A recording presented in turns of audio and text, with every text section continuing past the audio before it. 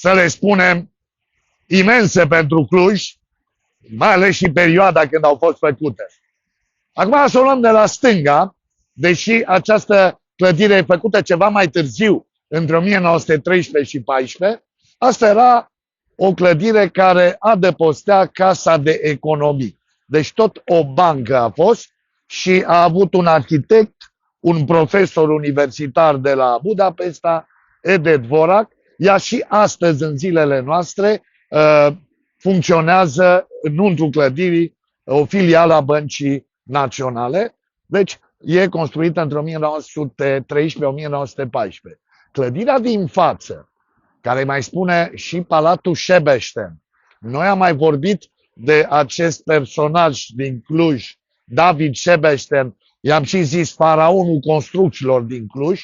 Era un evreu foarte talentat, numele său real era David Smil, era născut în Cuzdrioara și talentul său l-a făcut să construiască o serie de clădiri în Clujul ăsta de 45 de hectare, care de fapt relevă istoria orașului nostru. Deci această clădire a fost făcută între 1913-1914. Apartamentele, exteriorul, vedeți că există, dincolo, am uitat să vă zic, un stup de albine, care este simbolul băncilor, dar este și simbol al francmasoneriei. Uite acolo puțin, se vede sus. Pe urmă este și zeul Hermes, ăsta e protector al comerțului. Stilul este clar, eclectic, secesion. Apartamentele de lux, dar nu toate, că sunt apartamente mai mari, apartamente mai mici. Aici, la mezanin, unde vedeți că e redacția și administrația revistei Tribuna, inițial era prima societate de asigurare maghiară, care ulterior, în perioada interbelică, în administrația românească, s-a numit Prima Ardelean. Jos, inițial erau mai multe magazine cu diverse, să spun, produse. Nu era încă ofertă diversă. La un moment dat și un magazin de jucărie a fost, o măcelărie pentru un scurt timp. Dar zona e recunoscută pentru această librărie, care inițial s-a numit Cioflec, după numele unui mare colecționar care a donat Muzeului de Artă o serie de picturi, în primul rând.